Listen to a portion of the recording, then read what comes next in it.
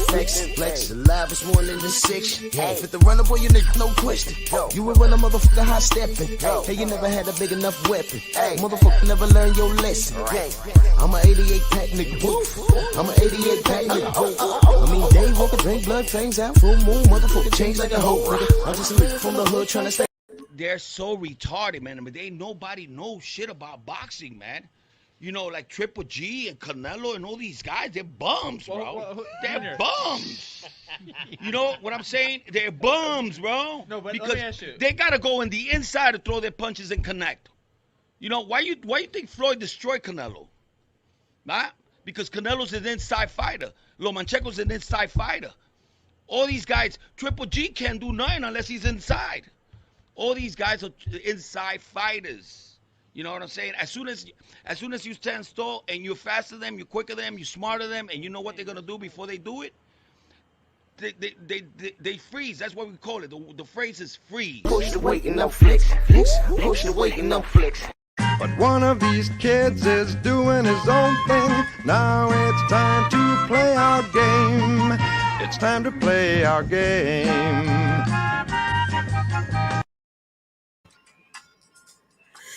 Lord.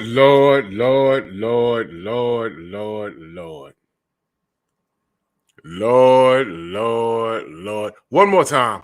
But one of these kids is doing his own thing. Now it's time to play our game. It's time to play our game.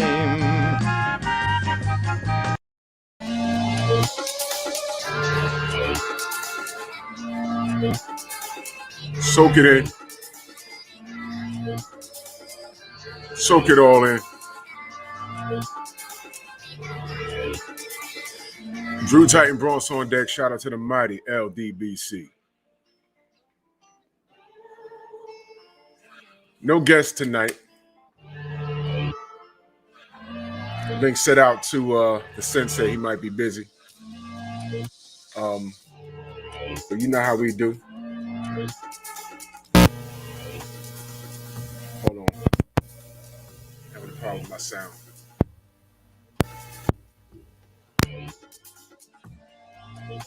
Yes, sir. How y'all doing? You still soaking it in? Let's see who got in the building. King Jr., Big Homie Coop, Steve Lamoss Hawkins. That's right, we moving, baby.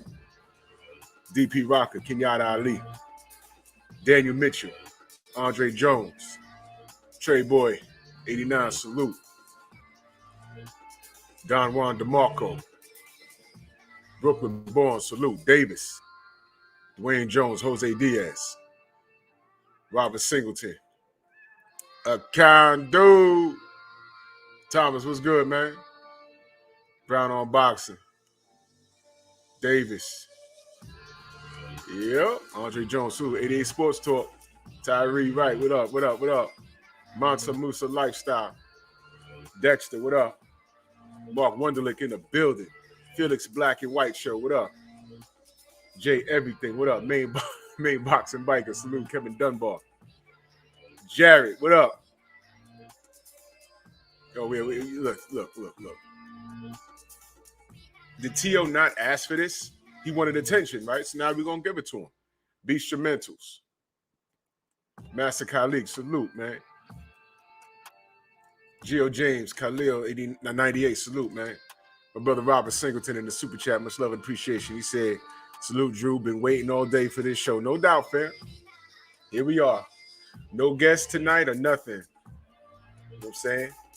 The links went out to the usual suspects. Well, here we are. Brother Trick Noty in the building. Salute, brother. What up? The Troll Killer, Mr. Sultan, Picasso, CB, Mark, Jeffrey Lopez, Bruce Goes in the building. Marcus the Villain. Yup.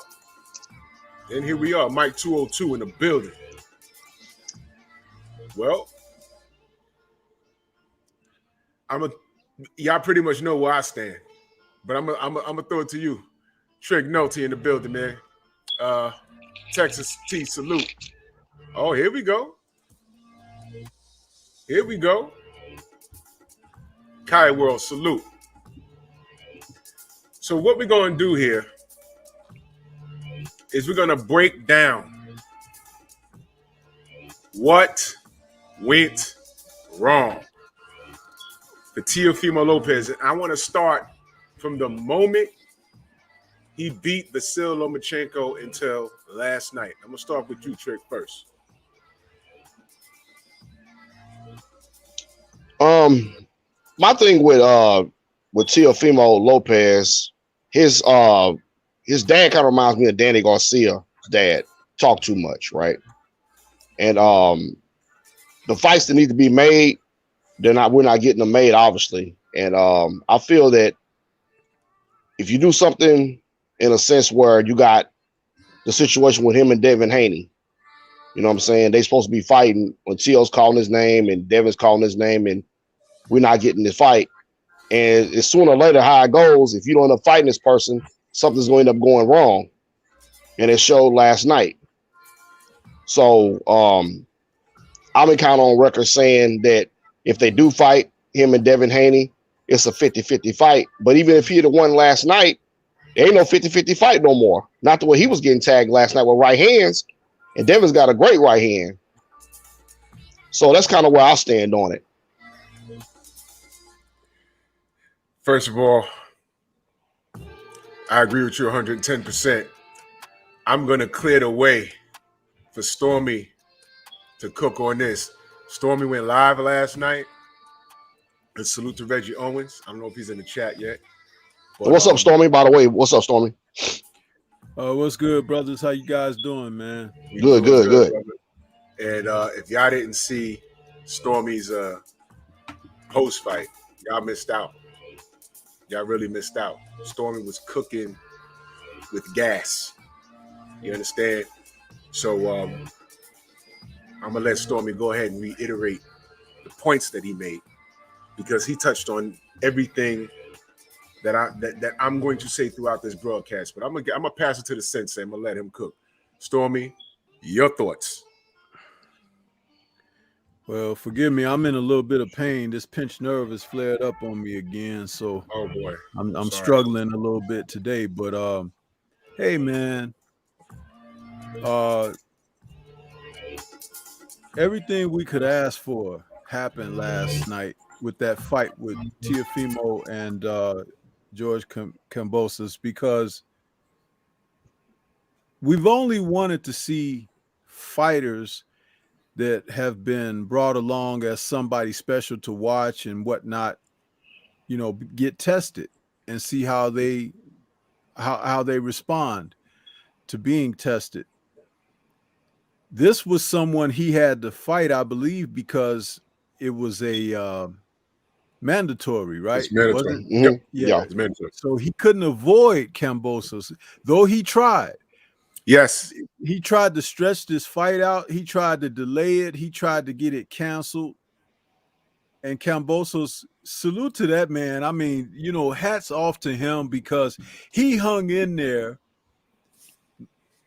whether he knew this himself or not, but everything they tried to do, he hung in there. He was not going to be denied or deterred from his objective. And he fought like it when the fight finally came around. You know, you see guys often talk the talk about getting in there, just getting their opportunity and everything. Mm-hmm. And they arrive at that point and then they fail because they weren't 1,000% invested as much as they spoke it. And then they did not have the commitment of what it takes to be successful when that moment arises. Now, this has nothing to do with being prepared with what I'm saying, because a fighter has to prepare when they go in the ring anyway. That's just some things. You can under prepare, you can over prepare. But I'll tell you this. Kambosos is one of the few fighters who arrived at his opportunity, and not only did he persevere and achieve it, and I'm slowing down here on purpose because I want people to take this in. He got off the canvas. to to win. win. You Great point. always give credit to the fighter who got off the canvas to persevere. Yeah. Because once you get knocked down, there are choices across the board.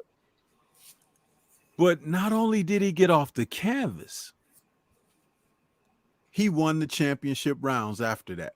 Yes. He secured his victory.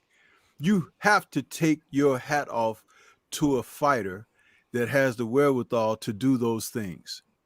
And when he was interviewed this morning, he gave an account of, he was asked, how bad were you hurt under those circumstances, blah, blah, blah. And he said, well, when I got hit, I was totally aware of everything because I made a mistake because I was going in a little greedy in that moment, and he caught me. And he said that I looked to just get my bearings back because he said I knew I still, I was totally there and everything. So I had to do what I had to do. He said, once I went back to the corner, I was good. And he said, and I came out and I won the rest of the fight. And he was absolutely correct. Yeah. So it's like when you see the end of the fight and you see the guys, and the cameras on them, it was amazing how beaten and battered that Teo was. His face beaten and battered, and none of that was from headbutts or elbows or anything. Those were from George Kambosos' fists going upside his head. That kid took a beating last night, and he took a beating because of his daddy. Now, this is not a Kenny Porter moment here. This is not what I'm going at with this. Go ahead. He took a beating because he went into this fight ill-prepared to fight at the championship level. Because when you fight at the championship level, you have to do things not only to be successful offensively, but be successful defensively. And one thing that was totally absent from Lopez last night was a jab. He left a jab boxed, crated, padlocked in the dungeon of the basement of the gym that they work out in. That's where he left his jab. But he brought his mouth and he brought his ass, which Kambosos gladly punched and battered both for 12 rounds. Did you hear the idiot come over and interrupt the man's post-fight interview? Sir. Yes. Trying to say, I won the fight, and I won the fight 11-2. He was so messed up in the head. It's a 12-round fight, brother, not a 13-round fight. And then he went to say, well, the referee raised my hand. But listen, both of you were undefeated going into the fight. And the ref just kind of missed the fact that Kambosos, being the challenger, was undefeated as well. Yeah. But they got the scorecards right. They got the announcement right. Yes. And he got the butt whooping right on that night, because this is something that people who have a certain amount of dignity and aptitude will take as a learning lesson. But sadly, I believe that the Lopez camp will not do that, because everything that they projected of themselves prior to last night's first bell ringing was full of ignorance, disrespect, and low self-loathing. That when you see these type of individuals, you want to just push them out of the sport totally, because it is a total misrepresentation of the athletes who participate. It's even worse than the PED users, because the PED users do what they do because they think they need a competitive edge. These men thought that they were going to come through this sport and just take bags of money at their discretion, but it wasn't about the boxing. And I'm glad that that was exposed and put on Front Street. And I'm glad that a blue-collar fighter like George Kambosos Jr. could go in there and attain what he did. Salute to that man again. Salute to his country. And I hope he's able to have the type of dignified celebration that is worthy of a man who got off the canvas to win a world title. Those are my And let me say, thoughts about this. and let me back you up on something, Stormy. You know, he got a phone call from Jeff Fennick before the fight. So there you go, right there. Yes, sir. And anybody that watched Jeff Fennick fight know that he can fight. Yeah. Guess what? Good point, Stormy. Teofimo only won the round that he got the knockdown in. How about that? Y'all like that? Huh? Y'all like that? Mm. You understand? John Lennon. This is instant karma. This is instant karma.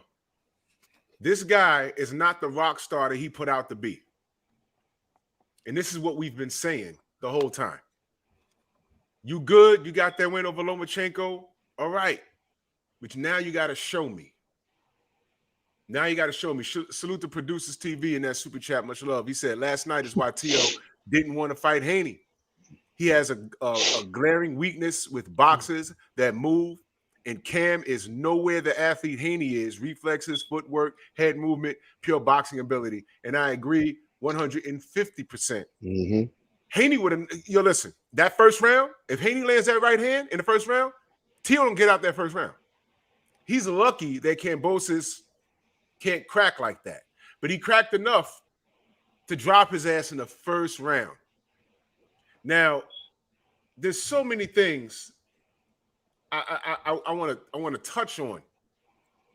So I'm going to be kind of like all over the place. But we got to start somewhere. This fool insists that he won the fight. Let me get to this super chat real quick because I'm going to get this dude. Salute to my brother Focus Ball, healer of the mind, body, and coach. He said, if I live in a gambling state, I'd be rich because I say that ass whooping come. I seen that ass whooping coming a year ago. Can I join the chat? Yeah, no doubt. I'll send you a link. Salute to my brother Jafar Cesar. He said, thought Devin had a glass jaw, but Tio got dropped. Thank you. Devin ain't been on the canvas yet. And he got hit by a puncher.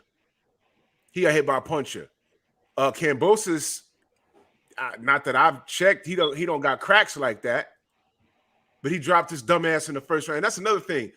I think now Tio cuts easy because his eye looked like his behavior. A bloody ussy. All right, that's how you look, stupid. Now listen, how you feel now, Tio? And this is just a real question. Y'all can call it hate or whatever. This is a real question. We would have put up with you losing to Devin. That would have been fine because it's Devin. I would have dealt with Devin losing to you. Be like, hey, okay, that's Tio. He beat Lomachenko. Okay, I guess he's the truth. But you fought Loma to fight Kambosos to lose in your backyard. Y'all forgot he's from New York? He told Devin Haney, hey, man, Devin, I'm surprised you ain't bring your WBC strap with you right now. I'm surprised you ain't got it with you right now. This is the guy that showed up to the Canelo fight with all of his belts. Yeah. Did y'all forget that? I'm not going to let you forget it. But one of these kids is doing his own thing. Now it's time to play our game. It's time to play our game.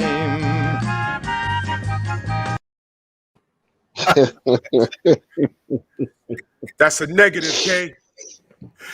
Man, let me say this, Drew. Go ahead. When you first put that together, and I saw it on that stream that you played it the first time, I was at work, man, and I almost fell out my chair at work because I hadn't heard that damn song since I was a kid, bro. I was like, what the hell is this dude playing? But it was timely like a son of a gun, man. I was like, listen, man. I hadn't heard that since I was a kid. I swear to God I haven't, man. And I was like, he done found this. Dude, every time you play it, it's like it's hard not to laugh, man. So Yo. appropriate, man. So appropriate. It is, man. When I saw that, I said, look at this kid. You got work to do. Listen, we wouldn't be as hard on Tio if he lost to Devin. You lost. Listen, Kambosos, shout out to him. Undefeated, did his damn thing. He's the dark horse, and he proved it. And now we can say he's a legitimate threat to everything there. We can say that now. I like that right hand, Drew. I like his right hand. I like his right hand. I like over the top. Let me elaborate on what Trick is saying right there, because real quick, let me read the super chat real quick. Planet 619, that super chat, much love. He said Tio's chin looks suspect in the Loma fight. It did. It did. Late in the fight, it did. Go ahead, Stormy. Yeah, I want to elaborate on what Trick was just saying about his right hand, because it's even more deeper than that, and I'll put it together for you. I've always talked about these current day titleists and fighters and the poor teaching and coaching. Kambosos Jr. has very refined boxing technique. His hands are in tight. His elbows are tight. His punches are short. He doesn't overshoot. He doesn't lunge. He doesn't leave himself wide open, which is why he was able to land the right hand that knocked Tio down. And Tio couldn't see his punches because he hides his punches. That's all technique, brother. Elaborate on that. I don't think people understand. Hiding your punches is when you keep your guard up like you're supposed to, and you use shoulder feints and movements. If you notice, every time when Tio went to do something, he'd do something too to offset what Tio did. But when Tio got in too close, whack, whack, left hook, right hand, or jab, solid, where the punches, he did not waste punches. He didn't waste them. Hooking off the jab too. And that is something that people don't understand what they're looking at. But you were talking about two different class of fighters last night, because one was wild and had poor technique, punches wide open, leaves his hands low. Kambosos took advantage of all of that. And he, most of the time, 60% of the time, he was catching Tio coming in. That's a double impact. I talked about it last night where I said I would have loved to be in his corner just to remind him, throw that right hand about 3 to 5 times more per round, because you'll get the knockout. He could have got the knockout because he kept the right hand in reserve a lot, not too much. And I'm not complaining about him not throwing more, but I'm just saying the knockout was there for him because of how he couldn't miss with the right hand. So you take advantage of that, and Tio couldn't see the right hand. He coming in and get hit with it because it's like the man is hiding it under his shoulder like this, but he's using the jab. And Tio wasn't using the jab. He's walking in wide open with his hands down by his chest, and Kambosos took advantage of that all night long. And if you notice, Kambosos pretty much kept the fight in the center of the ring, never against the ropes, which was my argument about Fulton's performance last night. I felt like he could have kept that fight in the center of the ring as well, and not allowed Figueroa to be so much in the fight with him, because Figueroa's fight was to have him near the ropes and everything. That was the only place that they could give him points, because in the center of the ring, Steven is too slick, and his punches that land can be seen very clearly. But when you let Figueroa crowd him, you can't see everything like you need to see everything. I know exactly what you're talking about. Kambosos was beautiful last night in exposing. And you know what? He's still a good guy at heart, and I'll tell you why. Go ahead. As good as he was beating on Tio, if he had a real malicious bone in his body, He could have really hurt that kid last night, but that's not the individual he is. Shown by when the fight was over, he went over to his corner and congratulated him on giving him a chance and all of that. He showed class. That right there. You know, absolutely. Yeah. That Absolutely. Right there. I want to say something real quick. Go ahead. And that's something off what you were saying, Drew. Now, my thing is, Devin Haney to me is probably a sharper puncher than Kambosos. I feel that even if looking at it now, if he was to fight T.O. the way his face was cut up, Devin would have cut that guy up. He would have cut him up. The jab, the right hand, he would have cut him up. I mean, man, T.O.'s, wow. I didn't know that he bled like that. You know what I'm saying? I could be wrong, but that's what I feel if there was a fight. He got loose tissue on his eyes now. He's gonna cut in every fight, and that's a target now. And I just did a video earlier. In order for Teofimo to get back into good graces and get back in the mix, once Vasyl Lomachenko handles his business, he got to get that rematch. They're both beltless. I think Focus Ball having a problem. They're both beltless. So that fight has to happen. And I'm sorry, he don't beat Vasyl Lomachenko in that rematch. I'm sorry. And if Teofimo, at this point, you was undisputed in your mind. We know the truth. But at this point, there is no light touch. You were the champion just so, and I don't think they had a rematch clause. Did y'all hear about that? Yeah, I heard there's no rematch clause, right? He messed up.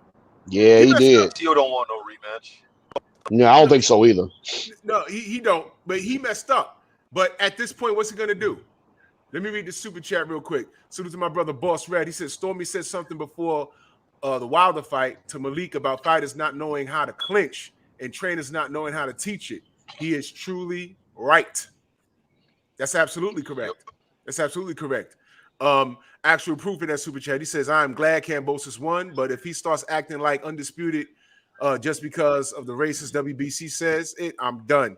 We got to see if he fights Devin. Well, he said it in the interview. He said it before the fight in an article. He said it after the fight. Hopefully he keeps his word. Hopefully he keeps his word. Now, salute to my brother Scotty, because I grabbed something off his Instagram. I'm gonna put up in a second. Salute to Producers TV in that super chat. Back in the super chat, he said, Stormy, why do you think Tio Sr. said now we can't be good? Now we can't be good as Mayweather instead of looking up to great Latino fighters on his own journey in boxing? Yeah, seriously. Wow. You want to hear my answer to that? Wow, that's deep. Go ahead. It shows what is at the core of the problem of both of them. That's personal, because they're looking at the wrong thing. The dad doesn't know how to coach boxing. He's not a good trainer. And therefore, if you were looking to say, hey, my son can be as good as Mayweather and he can do this and he could do that or whatever, you've already lost before last night.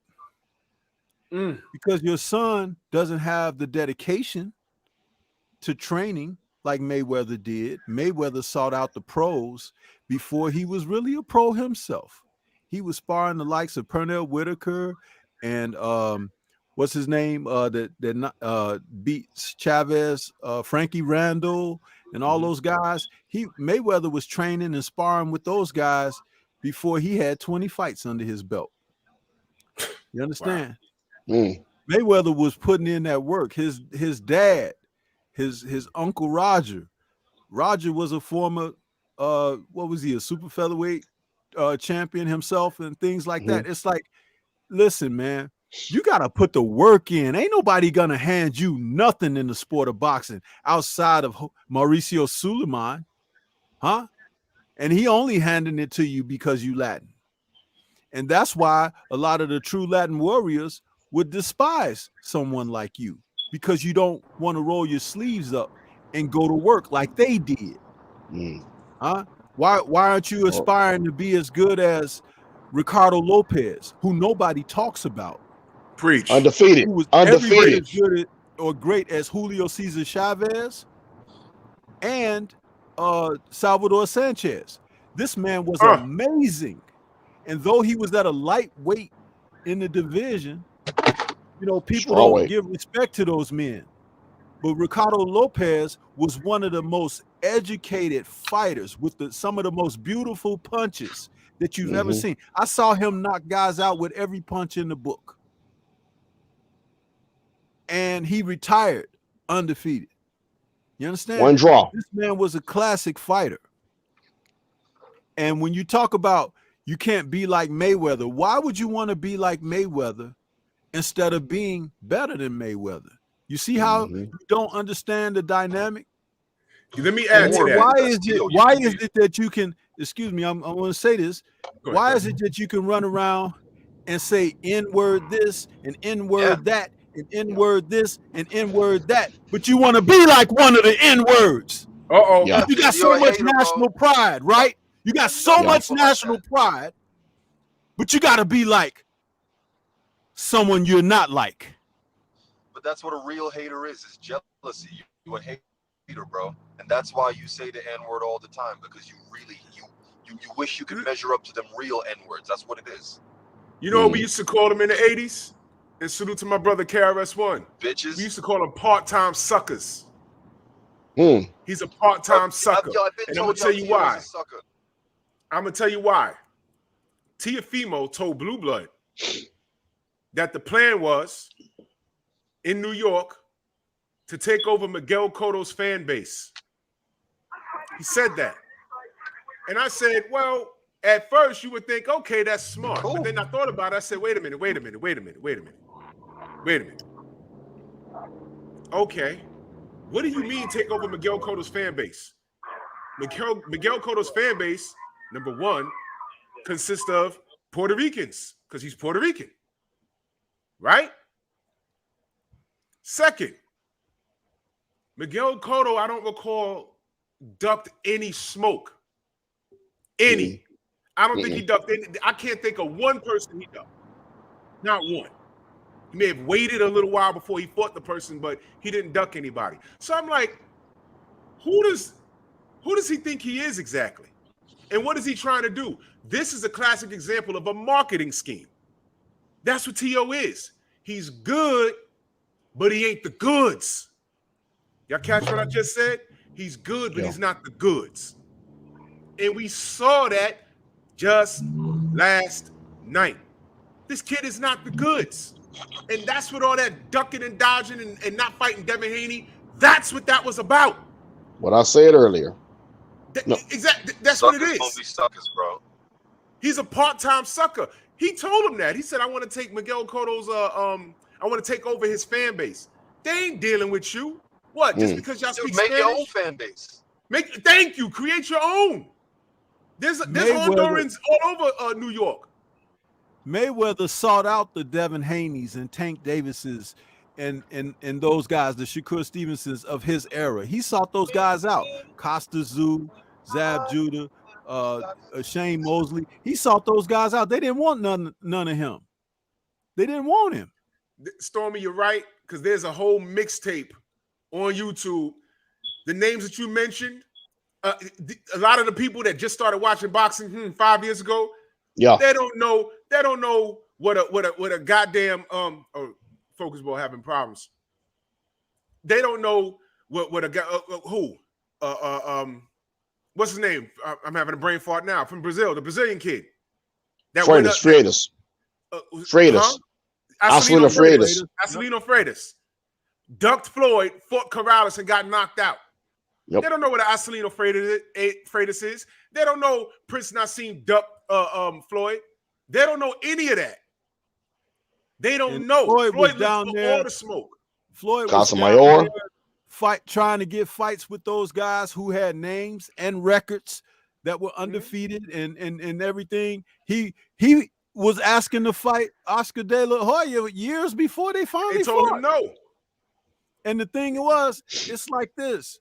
Floyd was so good, he moved up because the guys that was as nearest to him wouldn't come up and fight him or fight him at his weight or a weight class above. So he moved on up to welterweight and then 154. He sure did. When he was barely able to make welterweight. So it's a lot of people that don't understand how good Floyd Mayweather was, but why he was so good. It wasn't just him looking flashy and everything. He had skills and ability. He had the experience. He had Olympian experience. He had the tutelage of professional fighters and world champions in his home. That's why he was so good. Salute to my brother Akando Sami Hassan in that super chat. Much love. He said Tio had no defense. His head was wide open for that overhand right all night. His lack of proper training on just the basics was exposed. Agreed. Salute to my brother Iron Had Levant. no cardio. And that's another thing. I think he got tired. Iron Levant in that super chat, he said, when Stormy mentioned how Kambosos hid the right hand, it reminded me of Randall versus Chavez. Oh, this brother's going back. This brother's going back. Yep. Dropped him with that right hand. Salute to my brother Volcanus in that super chat. He said, salute Big Drew and chat hashtag LDBC. Salute to you, fam. Much love and appreciation. That's all right, Focus Ball. I'll keep letting you back in. Randall was Tony's hitting reviews in the Chavez building. with his right hand at will because Chavez couldn't see the right hand. Most of the fighters he fought, he could see the right hand coming. He couldn't see Randall's right hand because Randall's technique was, as I stated last night, when you have a guy who is technically proficient, that means he's punching, his hands are coming out from here, not dropped low and all of this. You can't always tell when those shots are coming out because all the guy has to add to that is his little bit of shoulder feints or his foot feint. And you can't tell when it's coming. So when Randall would shoot the right hand at Chavez, it'll go bop right in the middle of his face because he couldn't see it. You know? And Storm, talk about also, man, Randall's I'm sorry. Makes a difference in fights. I'm sorry. Go ahead. Go ahead. That's my fault. Cut you off. And also, too, Frankie Randall's footwork was giving Chavez problems too. A lot of problems. Yeah. And that's how that jab set and that right hand came right down the middle when he dropped him. But he was hitting him all night, like you say. But I know his footwork was giving him a whole bunch of problems as well. Yeah, that was a problem. Salute to you Tony know what he Reviews. was able to do when he dropped Chavez? It was so beautiful. Go back and watch it. He finally caught Chavez when Chavez was stepping in. You know, it's like, you know, you can slide and you can follow a guy around, but when you go to make that certain move with your feet and the guy catches you like that in between, you're off balance. And Chavez went down on his butt, but he had been taking those right hands all night long until Beautiful that shot, one got man. and put him down on his butt. Salute to my brother Tony. He's in the building. He said it all went wrong for Tio when I made my prediction. I'm batting 1,000. I knew Kambosos was going to outclass Tio. And you know what's funny? A lot of people, they counted Kambosos out because of the length that it was stretched out. They thought that this being stretched out was going to benefit Tio. But did y'all notice there was people saying that Tio wasn't going to make weight? He had a problem making weight. He was talking about an injury. Kambosos stayed in shape. He didn't overtrain, but he stayed in shape. I can tell. Every time he posted something, I'd see him working out. I'm like, yo, this guy, he's maintaining. He ain't overeating. Didn't a picture come out of Teofimo at a bar or something? I try not to pay too much attention to things like that, but like he wasn't doing what he was supposed to do. You know what I'm saying? Yeah, Drew, that's obvious because anytime he got the time to show up at another championship fighter's fight and bring his belts and everything, he ain't focused. He got too much time on his hand. You're right. Too much. Who does that? Who does that? Man, that's embarrassing. First time I've seen that in my life. It's like, please love me. Please hug me. Dude. He brought his belts, man. Yeah, that ain't cool, man. Really think about this. He showed up to the Plant Canelo fight with all of his hardware. Who does that? Where did it come from? Did he have it? Was he walking around the arena with it on? Was it in a bag, a suitcase? I've never seen that in my life. And I said, what is he doing? It was the Hey. biggest reach. Y'all don't know how crazy that is. You know what they remind me of? That's like a guy going to a strip club with a box of Kleenex and some Vaseline.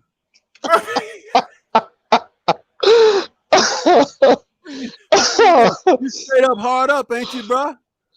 Oh man. Hey, I got one for you. Go ahead. Go ahead. No, go ahead, Drew. You super chat. Go salute the General Squirrels in that super chat. He said, salute my peopleizations, man. Salute to you, General. No doubt. Hey, go ahead. That remind me of the time when Martin had Thomas Hearns on there. He's walking around with that little old championship belt. I don't know why. It just came to my mind for some reason. Walking around with that little old belt on, man. Taking it everywhere with him. Man, who does that? Like you say, man. Who does that? That's sickening, man. But I want to bring this to y'all attention. And salute to World Combat Sports. He's in the building. I got this from his Instagram. Teofimo Lopez gave his top 5 lightweights in the world. Number 1 was him, and I expect any fighter to put them as number 1. Number 2 was the guy he beat, Vasily Lomachenko. Number 3 was Richard Comey. I don't get that. Number 4 was Tank. Number 5 was Devin. Oh God, that guy got to be punch drunk, bro. I'm gonna start with you. Go ahead. What you think about that? Of course, I don't agree with the list at all. I think so much pressure was coming on him to fight Devin Haney. That's probably why he made the list like that. Who knows? But I don't agree with that at all, man. I don't know what's wrong with Tio, man. And I was going to just say it that, man. That's just a bogus list. Stormy? Man, it's hard to even put words together for that foolishness right there, because the guy. Yeah, there you go. I don't know, it's like just look at it, and he put himself at the top. But mind you, he only fought Lomachenko on that list and Comey, which he knocked out. So there are a couple of other fighters that could go on that list that he's not even put it. But I know one thing, that's all obsolete now. And at the top of that is, where his name is replaced by Kambosos now. Yeah. He's not even in there. I agree. Unbelievable. Let me say this. I'm gonna get to that in a second, Cinnamon Savage.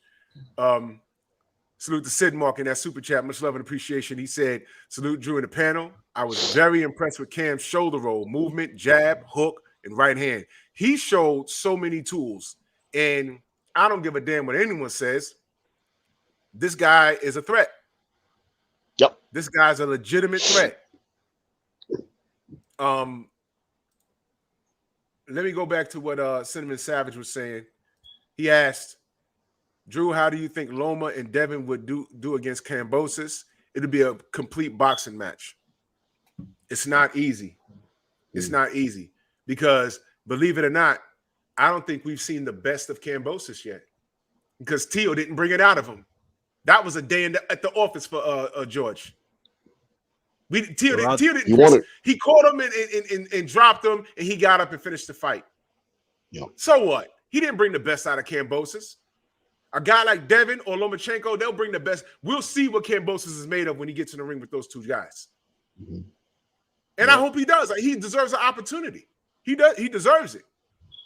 But it's do or die for Tio. But I'll get to that in a second. I want to discuss this list that he got. First of all, let me put it back up. If you were number 1 and you just lost to Kambosos, that put Kambosos number 1 now? Okay? Richard Comey, no disrespect to him, he shouldn't even be on this list. He put him there because he beat him. All right? Tank, Devin, fine. That's interchangeable. Yeah. But he got Richard Comey ahead of Tank and Devin. And he got an L. Stop playing, man. Knockout L at that. A knockout L at that.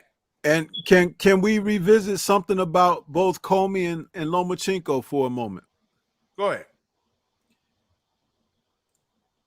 The Comey victory is not aging well because it looks more like what Comey didn't do, and wasn't prepared to do or whatever. He was sleepwalking basically going into the fight.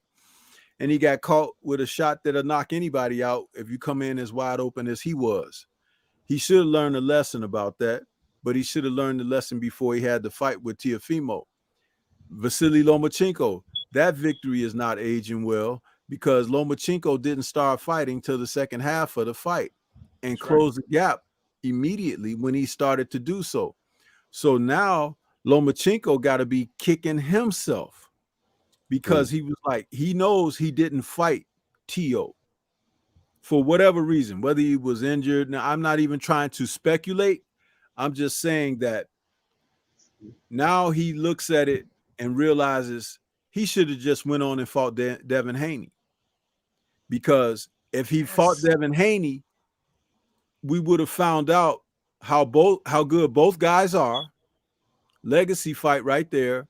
And someone could have moved on beyond that, had to defend against Kambosos because that's their mandatory.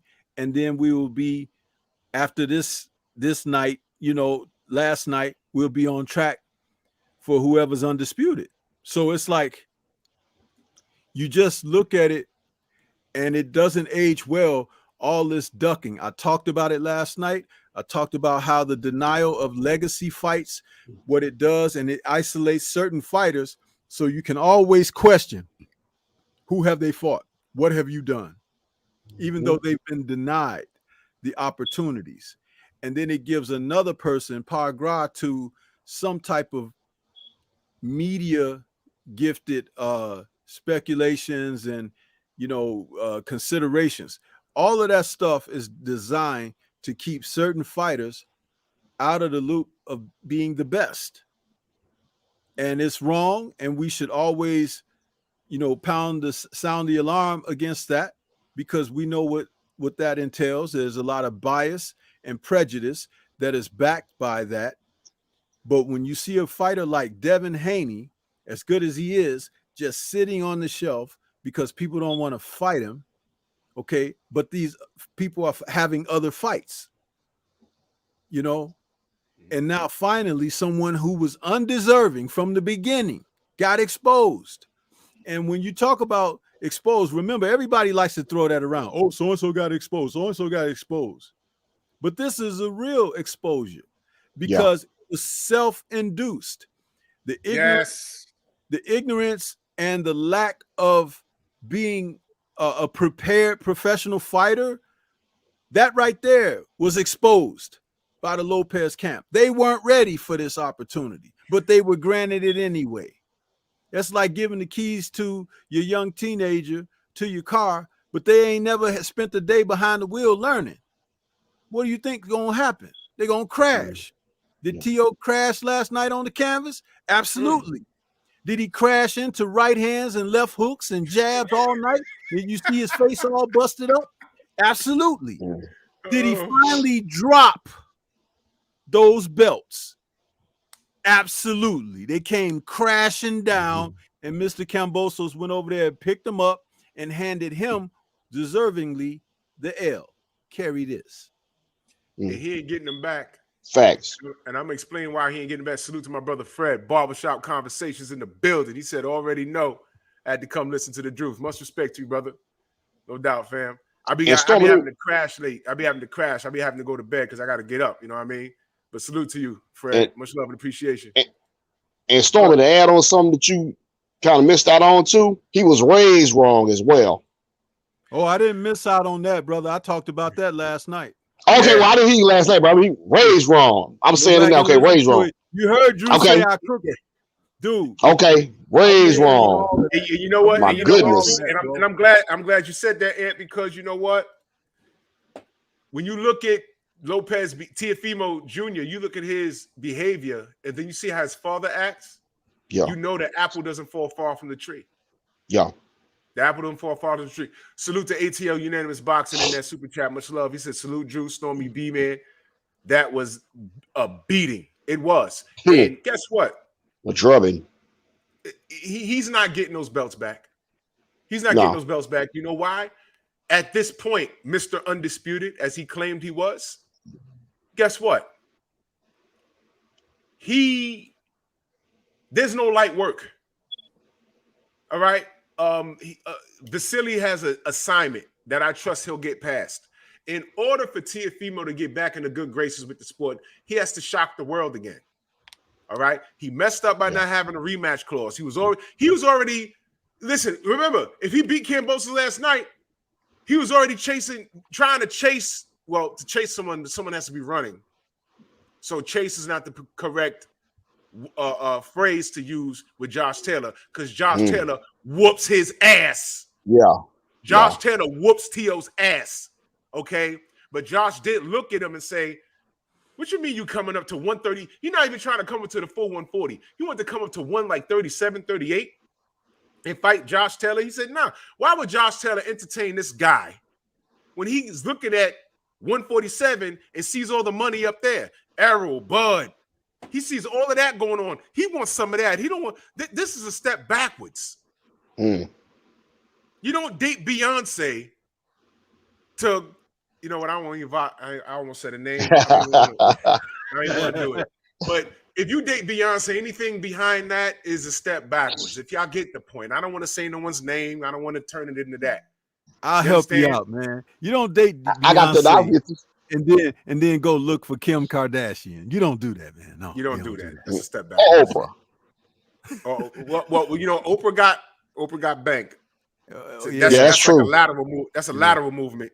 Depending on how you're looking at it. You have to be like Chappelle when he was on the show and his character, you know, supposedly was dating Oprah and got her pregnant. Remember that? Yeah. And she called him up, Dave, I'm pregnant. He's like, what? No. Oh, okay. He hung up the phone. He was like, yes. He was dancing and everything. Jackpot. Omega Red say Bruce Jenner. You don't date Beyonce, break up with her, and for the rebound, Jada Pinkett. You don't do that. You're taking the L. All right. So Teofimo, it's only top tier. And what better way to get back in the graces of the sport than to rematch the guy that you beat? And I'm telling you right now, Vasily Lomachenko is an angry pit bull right now. He's mad. He's regretting not fighting Devin Haney and losing to Teofimo Lopez. And he knows he could beat that guy. And this time, he ain't going to wait till the 6th round to throw punches.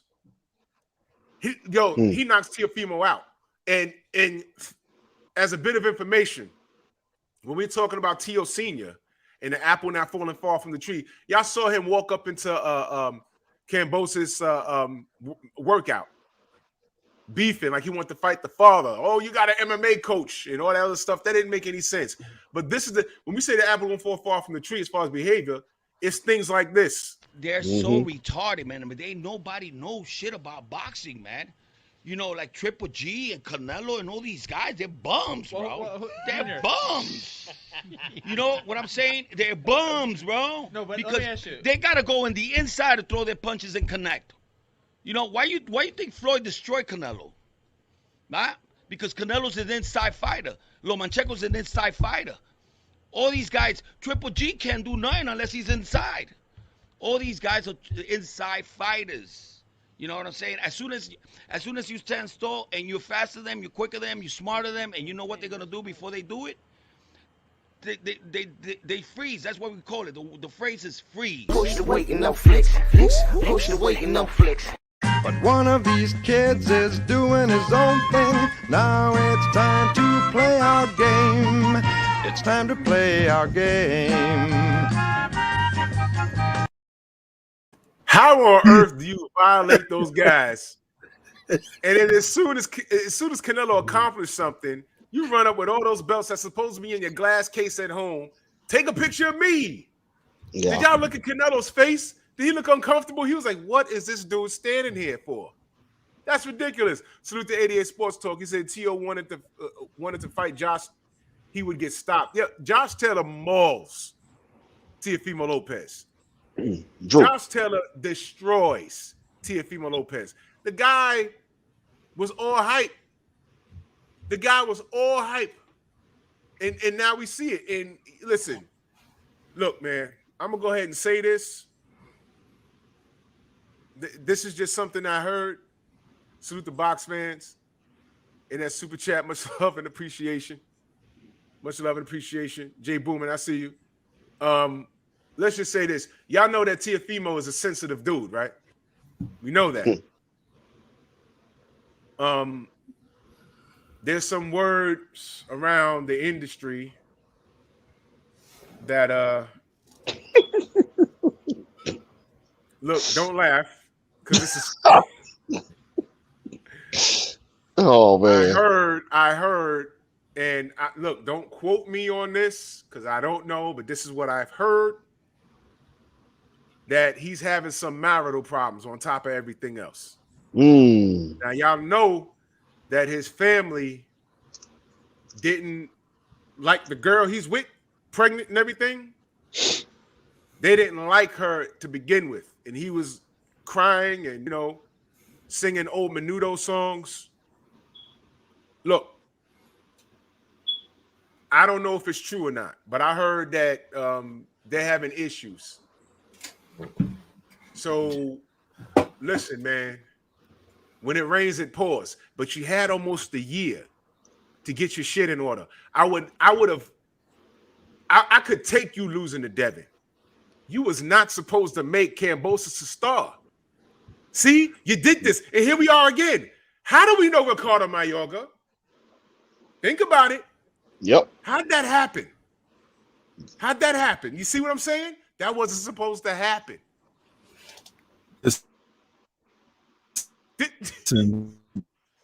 And Drew, when I was a teenager, my best friend, he's no longer with us. He passed away.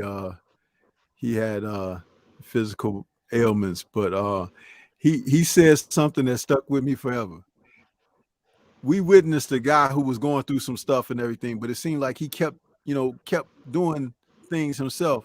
And he turned to me one day, finally, after just making this assessment of the guy. He said, "Man, some people can't live without their nuts being in a vice." That stuck with me. I'm like, you're right, bro. And it's like the tighter the pressure, they scream and holler, but they don't want you to stop. It's people like that live in life. They live their life like that. Do you see the equation where T.O. and his dad could easily fall into that situation? Yeah. You just played the clip about him just 3 years ago, talking about Canelo and all of that. Well, why is your son right over there taking pictures with the man with belts and stuff? And don't think that Canelo ain't heard those sound bites. Thank you. Like, you know, who do you think you are? That's why I said, you see, because it falls under the umbrella. I said that these guys have been disrespectful to the sport, to participants of the sport, to the fans, to the networks, to everyone. They only want a bag. That's all they're here for. They like a bunch of ghetto type folks, who think they out slicking and smarter than other people, and constantly getting run down by the popo and stuff like that. It's like, this who these guys are. But he got exposed in a manner which, not like people use that expression about being exposed. The truth is right in front of your face. The only thing real about them is their ignorance. Yes. The post. That's the most real thing about these guys. That and he'll never get to the level that he thought. They've got too much baggage. Way too much. They got too much baggage. You know how nowadays you go to take a flight, they say, "I'm sorry, sir, you can't bring that aboard. You can't be." They got too much baggage. And there's something 100. that you deal with people like that. It's called left behind. Huh? That's right. You leave them kind of folks behind. They're harmful. They're harmful to anyone around them, and they can affect an environment, and they're harmful to their own damn selves. And when I talk about things like this, I'm talking about in the ring and outside the ring. That's how I envision it. It's all inclusive with these idiots. And Salute to Mr. Punch Out in that super chat. Much love and appreciation. He said, salute Drew and the panel. Salute to you, fam. And Stormy, to go off what you're saying, and some of the great father son cameras we had, Shane and Jack Mosley, Felix Trinidad and Junior and Senior. We never saw that with them guys, man. Those guys had class. We never saw that with them. This could be some other fighters too, but I was thinking off them right off the top. We never saw bad class or bad sportsmanship with those two.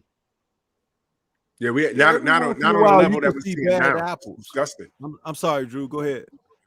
Yeah, not on the level that we've seen, like with Lopez. This is disgusting. Let me shout out Greg in that Zell.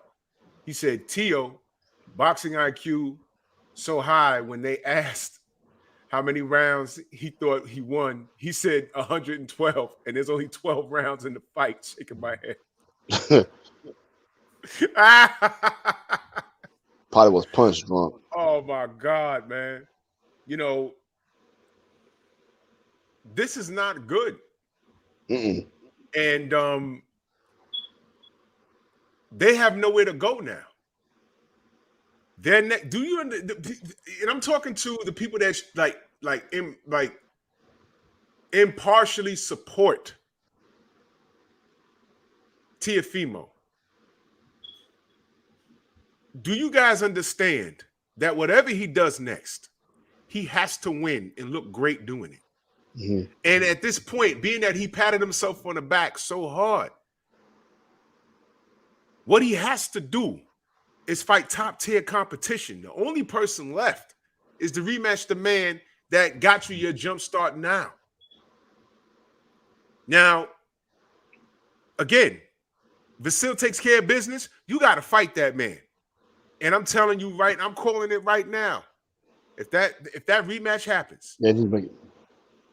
Dude, Tio gonna get stopped, but it's gonna look bad. Yo, Vasily, did y'all see him in that Nakatani fight? Did he not look a little angry? But disciplined anger. You remember? Yeah, he Stormy, fought. you're gonna love this. You're gonna love this, Stormy. You remember Enter the Dragon when he was training the kid in the beginning? Try again with mean. That was Vasil Lomachenko. It was a disciplined anger. He was all business. And he just, listen, I did not like that fight for him. He fucked Nakatani up. He fucked him up. Teofimo, if he fights Lomachenko again, he's going to get stopped badly, like in 7 rounds. It's going to be bad, like bad. It's going to be bad. Go ahead, Stormy. And to add to your point on that, when he was originally going to fight Teofimo, that's the Lomo that I was expecting to show up. I talked about him being that guy on 78 Sports channel. That night, we were doing a subscription drive for my channel, and that fight was coming up that weekend. And I said, that's why I think Teo loses this fight, because that Lomachenko that we saw against Nakatani, I thought that was who was going to show up against Teo. Right. And 78 told me, he was like, damn, Stormy, see, man, I don't like listening to you because you make me want to change my pick and everything. And I said, you know what? It's like, but it's all up to, as long as, Loma be Loma. That's, who could have thought that the man would come out for the first 6 rounds and throw no punches? I mean, I could not have even imagined that. He do nothing. After that, I was like, okay, Nakatani gonna whoop his butt. And then he comes out and he switches on to the real Lomo. And Nakatani was like, this ain't the guy y'all told me I was fighting. You know what I mean? You know what he said? He's like, who the hell was that? That wasn't Vasily. He was like, what the hell? Yeah. This ain't the guy.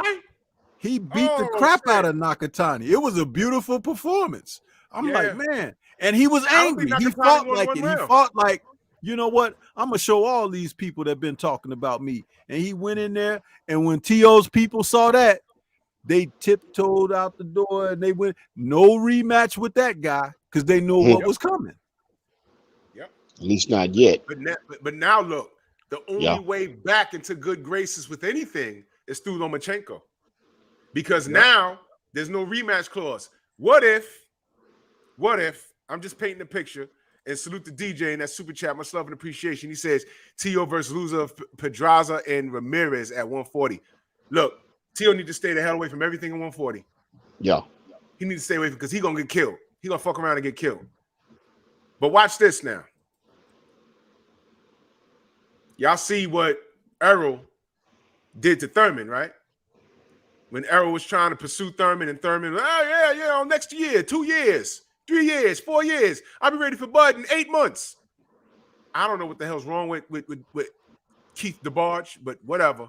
What if they get this done, and by summertime, I'm just painting a picture. Let's say Devin beats Kambosos, and now he's undisputed. He ain't gonna entertain T.O. because there's no sex appeal in that fight. If you just want to see T.O. get his ass beat, then you take it. But after that, Devin said he could say, I'm undisputed. What's going on at 140? Me and Tank need to connect at 140.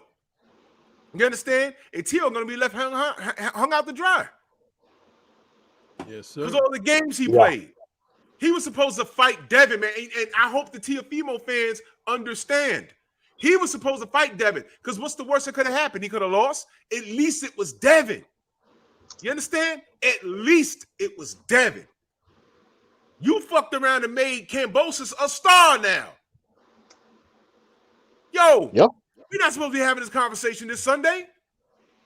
A lot of people say, yo, look, I hope Kambosos wins. I said it all since they signed the fight. I hope Kambosos wins. I don't know if he can. He did it. I saw his Instagram.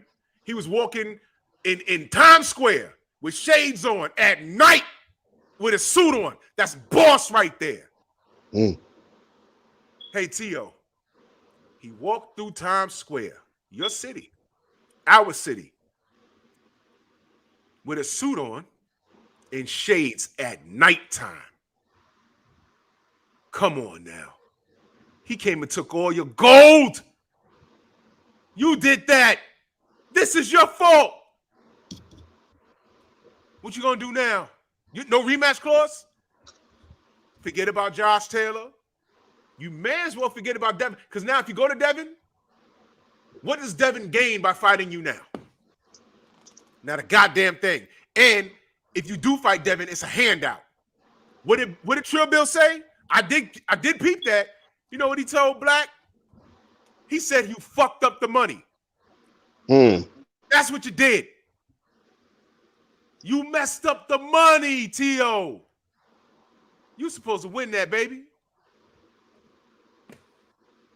That's all I got on that.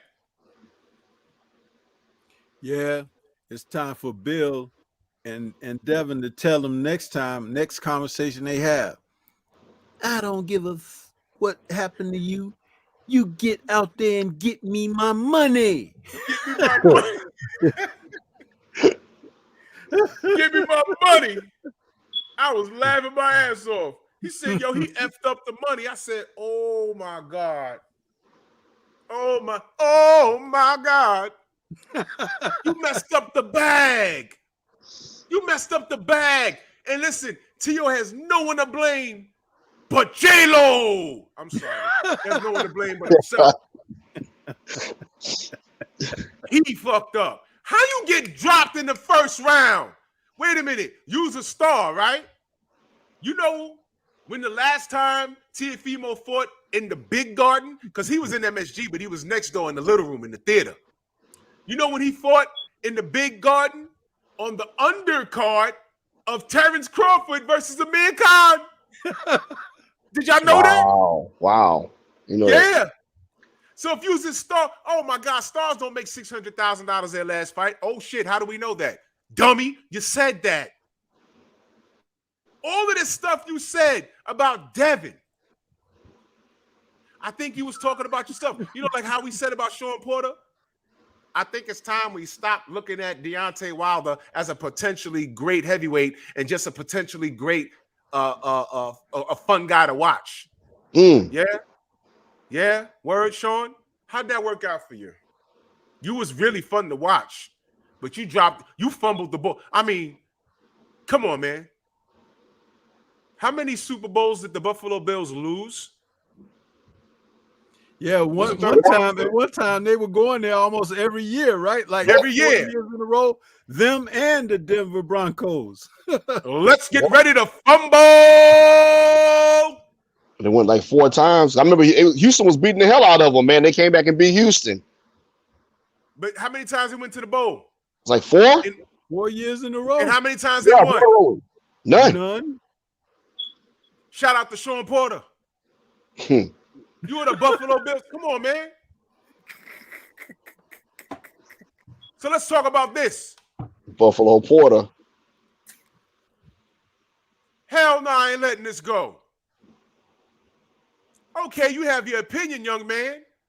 But I had to make some phone calls. I said, yo, did D ever meet this kid? Did he ask him for an autograph and he snubbed him or felt he got snubbed? What the hell is this? Everyone said, I don't know. They never met. But here's what's bad.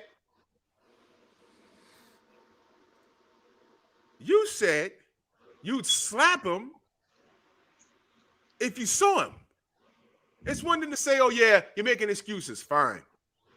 Oh, you're being a bitch. Fine. I'd slap him if I'd see it. I'd say it to his face. I was like, whoa.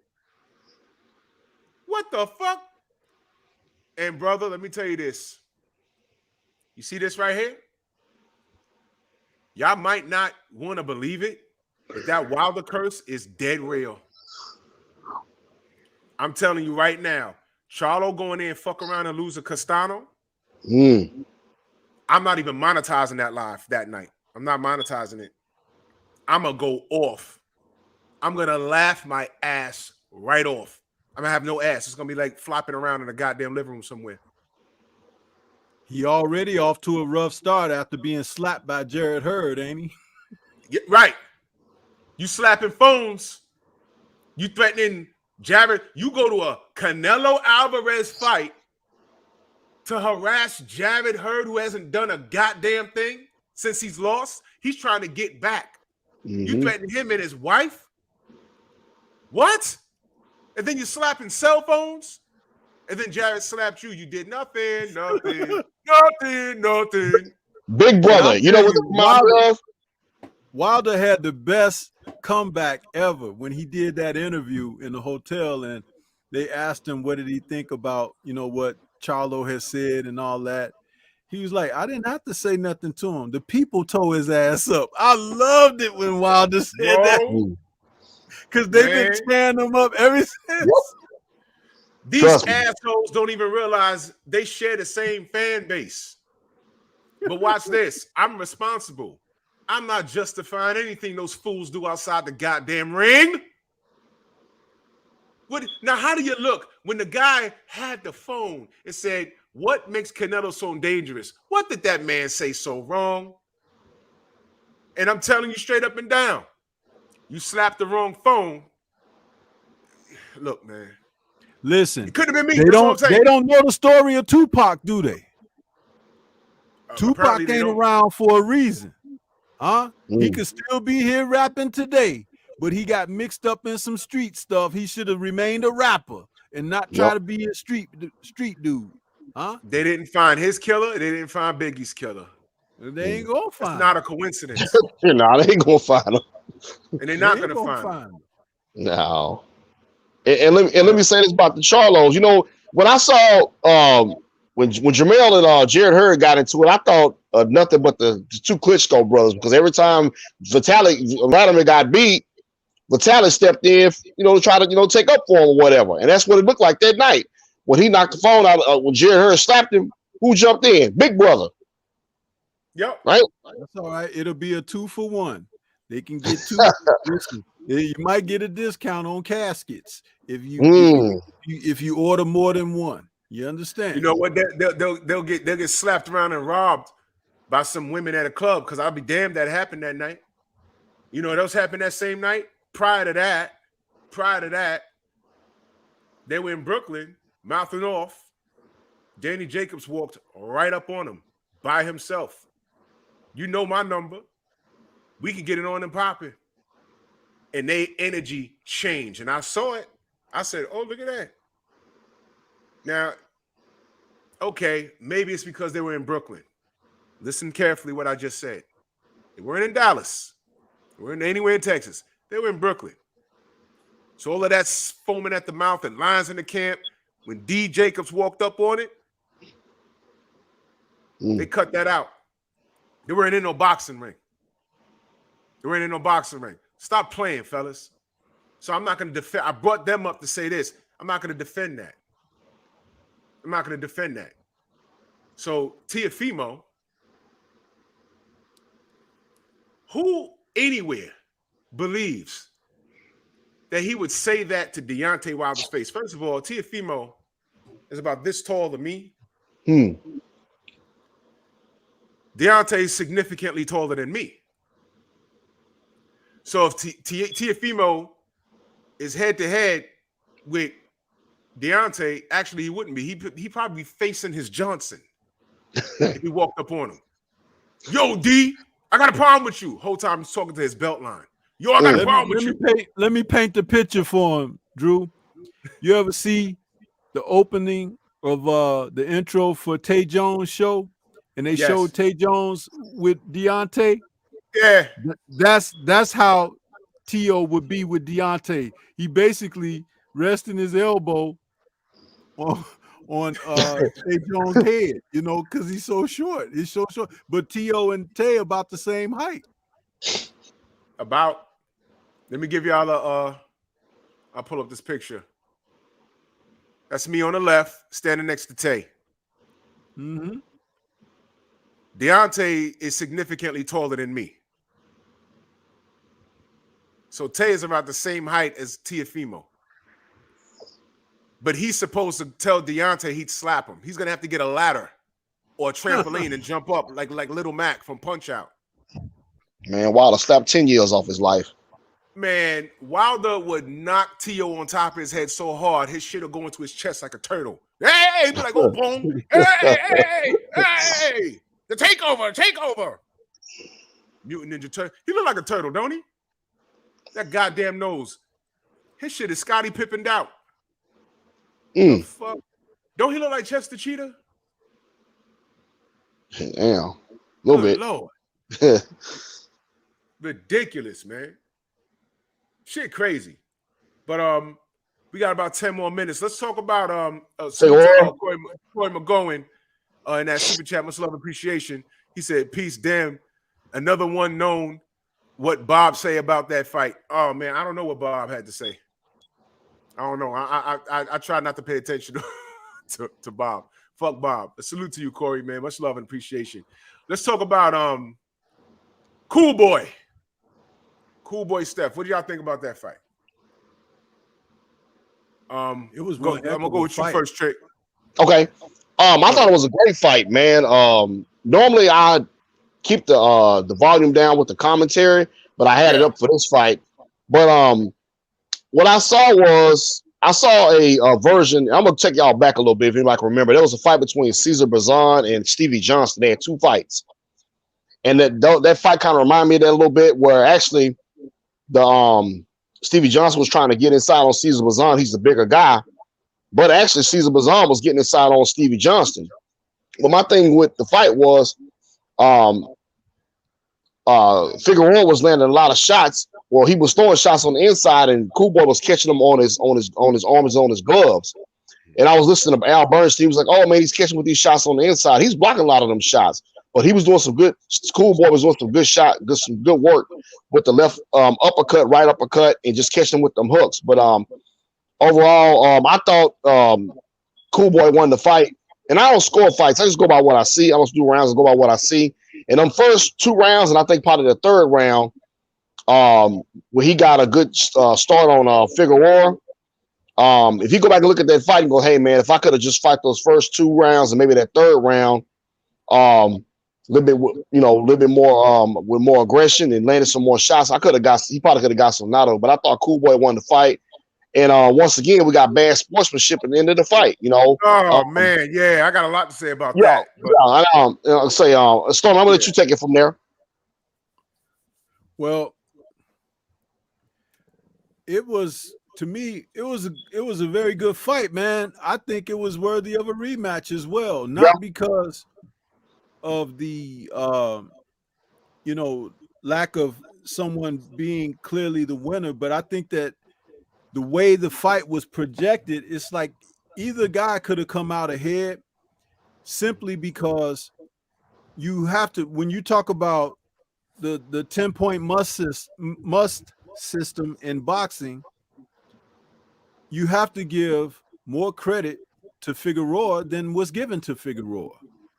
And that's just being honest, because effective aggressiveness is one of the key components to scoring in boxing. Ring generalship is a key component in boxing. And if you were to ask who had ring generalship and effective aggression, it was Figueroa. Now, clean scoring punches was Steph. Undoubtedly, he was catching the guy coming in and everything, but the punches weren't hurting the guy. Right. He was scoring, but he wasn't hurting him. And then the guy would score back on him. So you give Steph a certain amount of punches for what he's landing, but you also have to give Figueroa, because he's controlling what's happening in the fight. I got you right here. You got to fight me right here. Yeah, you could score, but are you besting me? What would have made a difference is Steph stepping out from those ropes, keeping his fight in the center of the ring. And if he can't do it for the full round, he has to make sure he does it every round to some point to establish some distance between them. You see? And understand that when a judge is looking at a guy and he's up against the ropes and he's across from the judge can't see what's going on. So yeah, it just looked like he got the guy pinned against the ropes. Another reason that you keep the fight in the center of the ring, if you're the boxer, if you're the seasoned boxer, if you're a slugger or whatever, you could go toe-to-toe anywhere, against the ropes, in the middle of the ring, whatever, right? And you'll give them a chance to see that there's action taking place. So based on that, how you score a fight, that's what becomes difficult. I don't have a problem with the decision. I don't. But I could understand Figueroa's point, because he has fought consistently that way and have beaten guys, whether he stopped them or got decisions. So now you get to this fight and you're not giving him his just due, because it started to look at certain points that even if Steph wanted to get in the center of the ring, Figueroa wasn't letting him.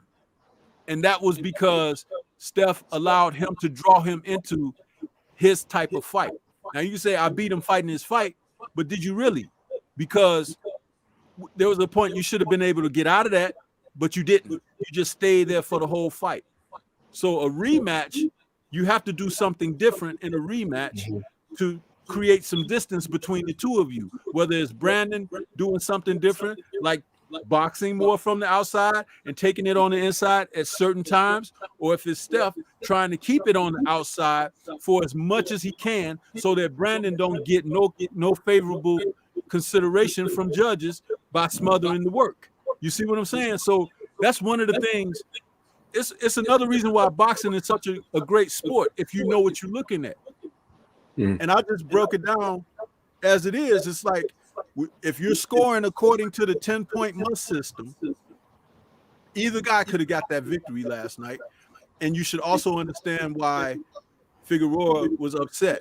Now, I'm not saying that Figueroa was right going over there interrupting the interview and everything. No, I'm not saying that's something different. That's different. That's different. But I am saying I could understand why, because if what he was doing before was good enough to get decisions and everything or consideration, two judges you know, the way they scored it, it's like it could have been a draw, but two judges had it for Steph, and I was like, that's kind of tight because the other guy was in the fight all night long. Yeah. He really was.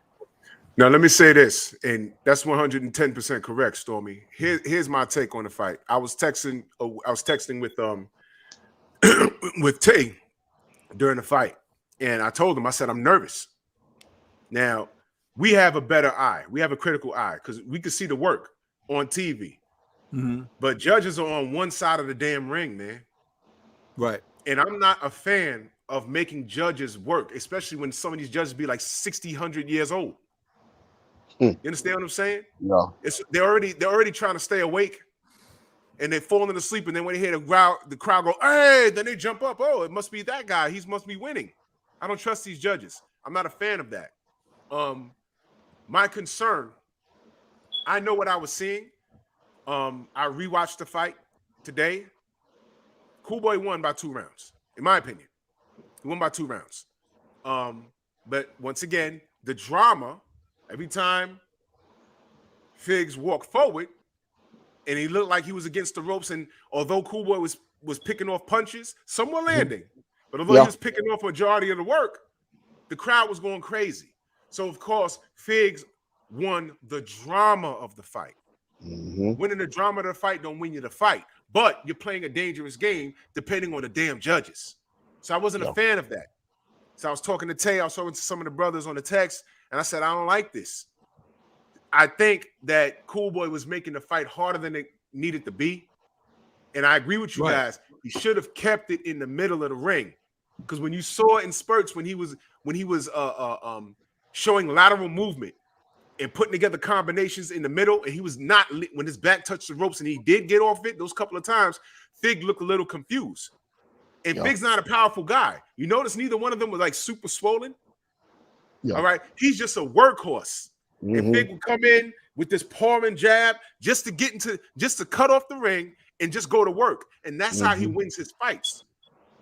Fortunately for Cool Boy, you had some judges that didn't buy what he was selling. Right. Fortunately for him. But that made me nervous. I told Tay on the text, I said, I don't like this because of the judges. Now, Cool Boy got away with it, fighting him at his own game. I don't mind it. I don't mind it. I think he could have won a little better. I think he could have made the fight a hell of a lot easier. But I will say this. After the fight, here's my problem. I know you're upset, and he came in and he said, look, I thought I won the fight. Fine. You interrupted. Fine. That you're sore. I get it. Fine. Here's my problem. Did y'all peep when he said, yo, I thought I won the fight? Did y'all peep Cool Boy? He said, nigga, what? Y'all saw that? Nigga, what? Yeah. They were standing in the corner. He said, nigga, what? What are you talking about? So he said, all right, let's run it back. Why would you do all that if you're moving up in weight? If you're not going to run it back? Why would you do all of that?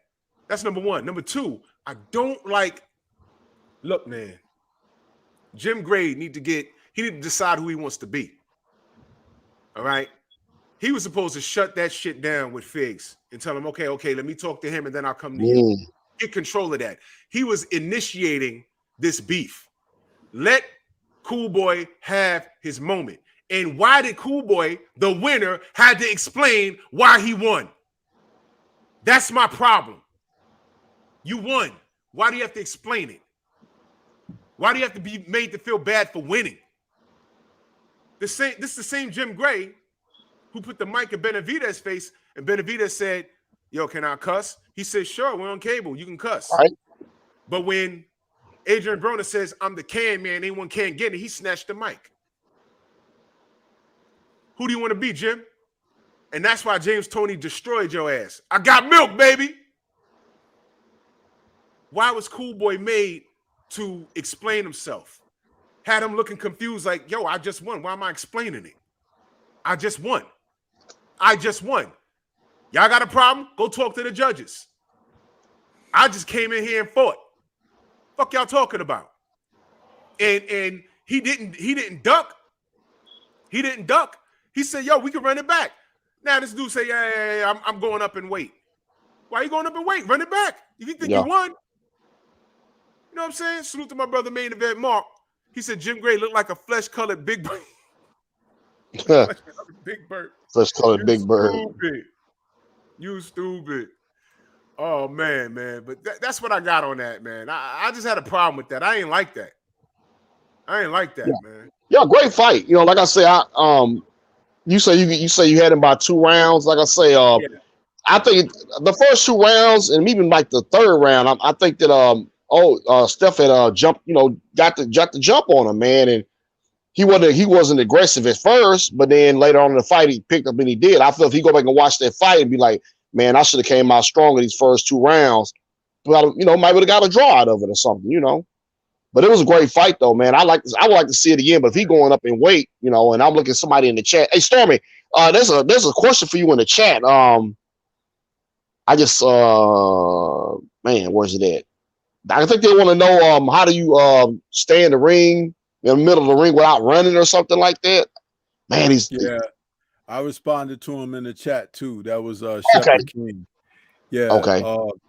I advised him I gave him 2 examples. Watch some Roy Jones Jr. tapes and watch some Pernell Whitaker, because they can show you how you could move around without giving the appearance of running. All you need is a couple of feet a distance from your opponent, and as the opponent step in and they start throwing shots, you throw a shot so you could get your next angle off on them. And that's something that has to be practiced in the gym. It's not running. You could sidestep a guy and give him an angle. You could turn him.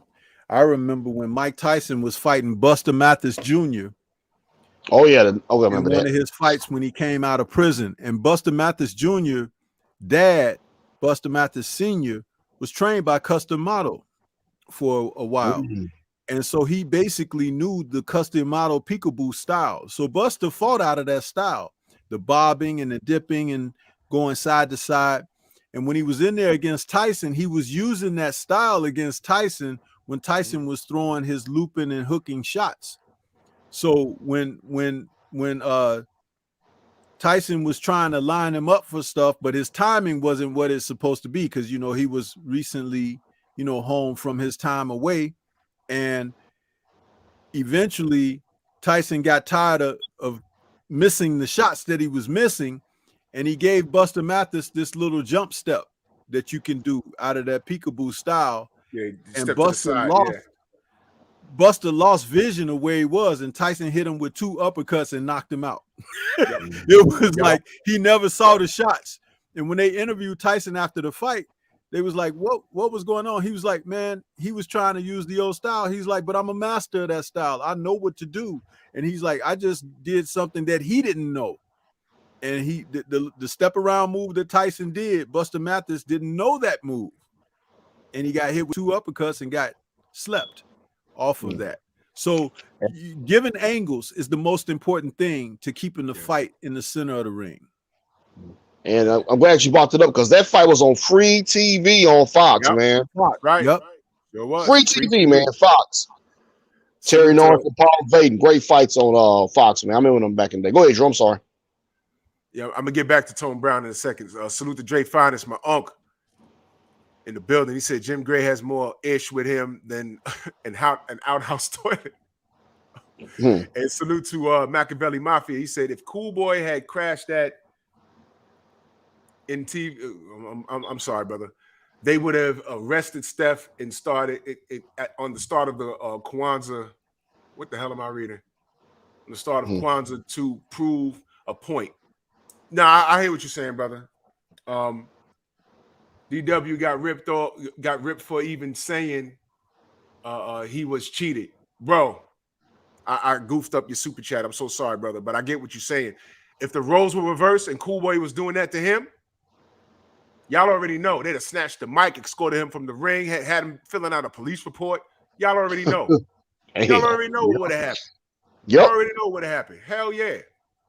Let me get back to Tone Brown. He says Gary Russell, the Gary Russell fight. Y'all thoughts on that right quick? I'm sorry, Drew. What was it? That was a darn good fight, man. It was. Because Santiago brought it. I kind of mentioned that last night as well. Man, he had some tremendous body punches. And if Gary wasn't in shape, he wasn't going to be in there. But it's obvious that he was in shape. And his brother, hey, there you go. Watch that fight, Shepherd King, because Mr. Gary Russell, the older brother, told him and told his younger brother in between the rounds, I think it was the middle rounds, he told him at one point, he said, look here, man, you got to start stepping around to your right. You know, when he tries to get over there and slide over there to the left to get that left hook into your body, you got to start stepping over before he can get to that certain point. And then he can't never throw that shot. He has to reset himself and readjust. And in the meantime, you can be punching. So he gave him very good instructions to slow that when it was getting toward the last 3 or 4 rounds. But earlier in the fight, Santiago was cutting that ring off on him and digging those lefts to the body. They were beautiful body shots. But it was a great fight because it was a great contrast of styles. A boxer versus a puncher. Against a boxer against a boxer puncher. Because Santiago could box, but he was shorter. So he had to get before the fight started. They said Santiago is a really good boxer, but by reach and shorter in height, he had to get closer to Gary. And, you know, that was what it was. Now, if you notice when Gary was on the outside and he was shooting those shots, they were looking beautiful. But guys get drawn into fights that they don't have to fight. And that was the case last night for him, because just like Malik told us on the show when we talked about clinching, the whole point of that is to tie a guy up to stop his aggression or momentum. Yes. Allow the ref to step in and break you, but be already prepared to make your next move. When the ref breaks you, you could step behind the ref or you could step the other way. But when you step behind the ref, understand that it gives you a few seconds of rest in the fight. And I don't mean like rest like sitting on a stool, but I mean like rest to assess what your next move is going to be, because the guy has to readjust. By you stepping around the ref, you should already be knowing what your next move is.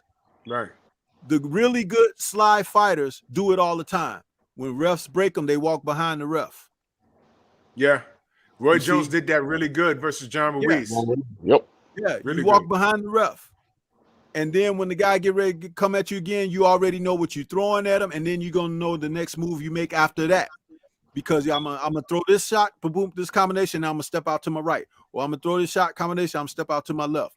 Or I'm going to throw this combination, wait to see if he's going to counter with something so I can do something else and then move. It's like, this is boxing IQ. It's ring IQ. I talk about this all the time. When guys are able to do these things, it's because they've been practiced in the gym. One of the better things you could do to practice this in the gym is shadow boxing. Shadow boxing is important because that's like assimilating a fight. You have to know the moves you want to make. You have to know how to pivot and turn. You got to know how to move your shoulders and everything, like you're slipping them and evading punches, plus getting your own punches off and turning. You know, that pivot is important, man.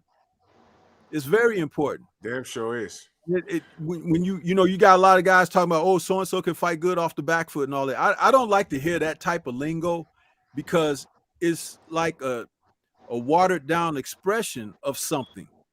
There's more to fighting off the back foot than people know. When people know how to pivot and know how to keep their balance, they could go backwards, forwards, side to side. It won't matter. But when guys are limited in going either of those directions, then the opponent has to be studied up on how to capitalize on that. Mm-hmm. You see? And that's up to his trainer to have him prepared to do that. So there's a lot going on with that. But at the same time, there are ways, like a guy like Figueroa, he should have been beaten up by Fulton, but he wasn't. He was just outpointed.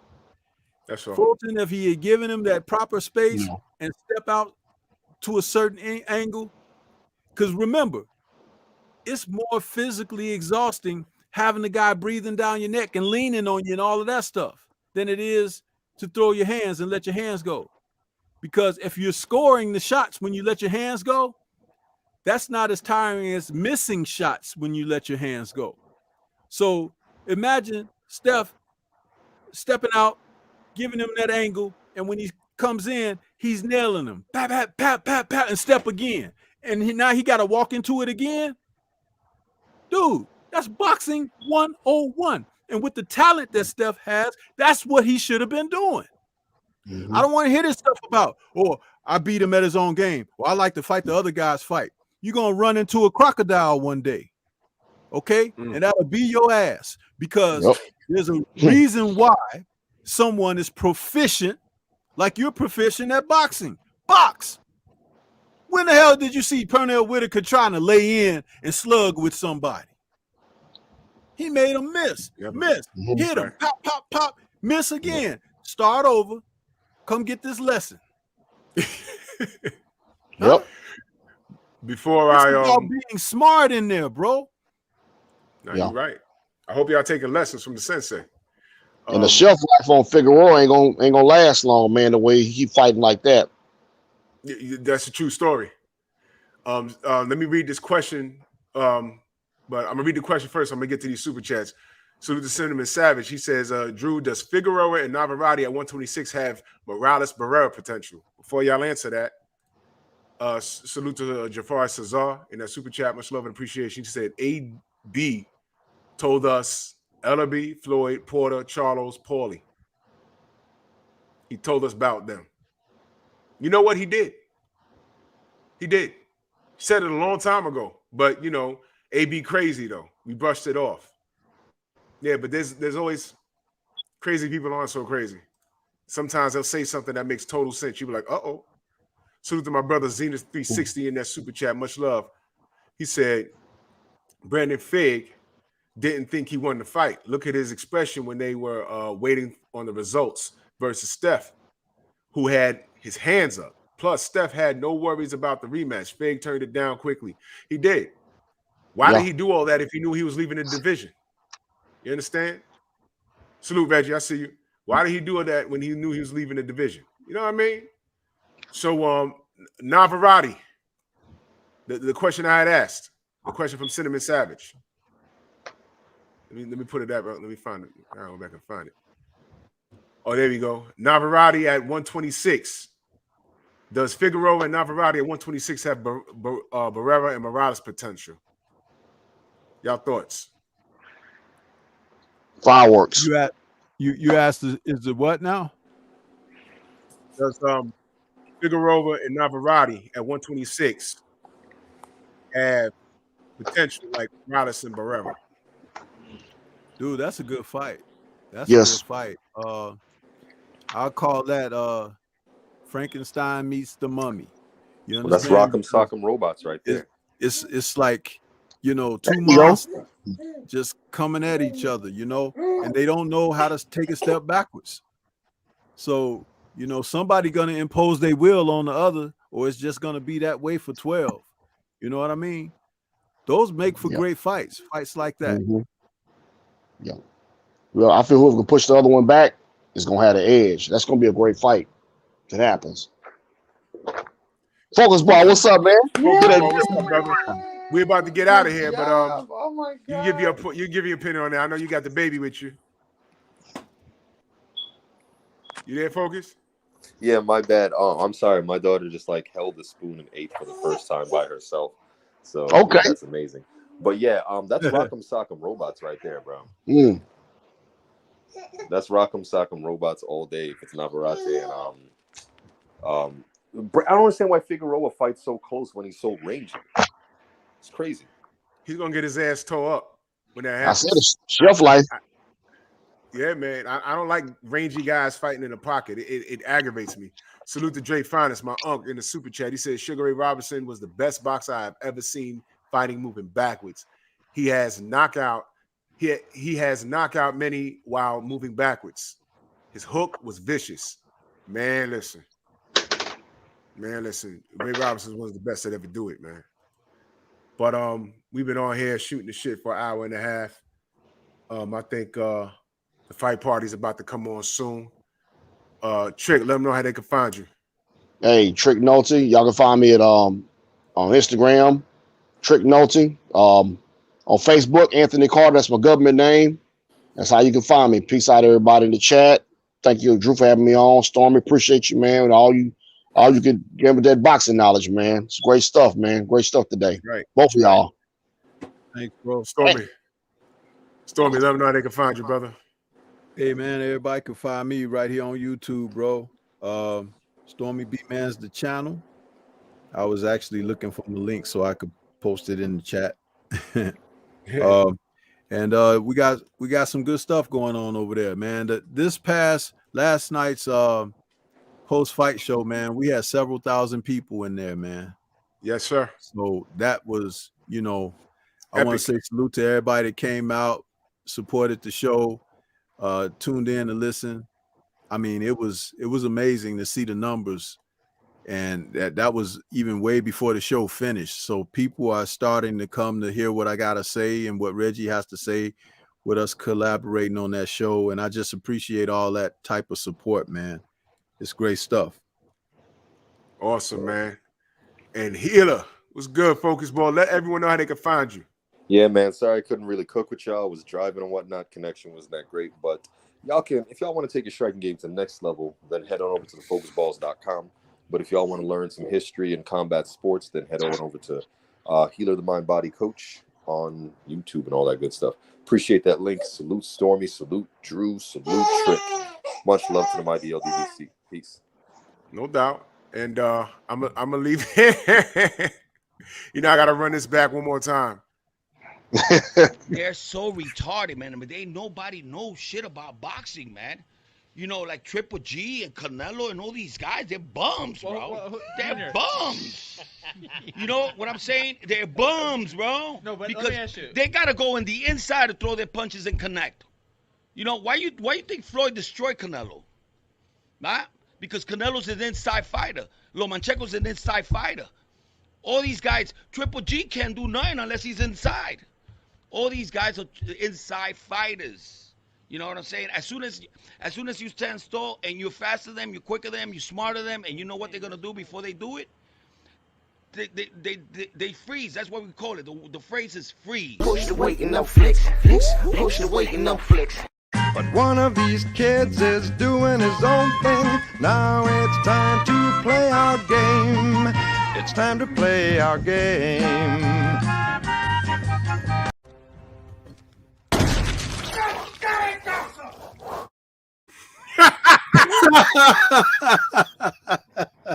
That shit crazy, man. Oh man, I have fun. I love what I do, man.